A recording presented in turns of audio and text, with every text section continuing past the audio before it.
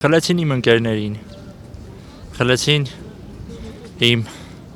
հարազատների ընկերներին, խլեցին լիքը աղջիկների սերերին, շատ բան խլեցին ամենակարևորը, խլեցին մեր զինվոր ընկերներին, մեր զինվոր եղբայրներին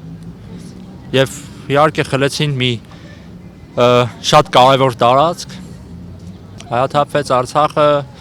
չարվեց ոչինչ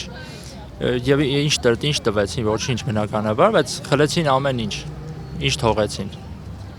Փաշինյանը ասում է, եթե ես չընտրեմ, մենք չընտրվենք, պատերազմ է լինելու։ Շատ ներեցեք, բայց իր օրոք քանի պատերազմ եղավ, հա,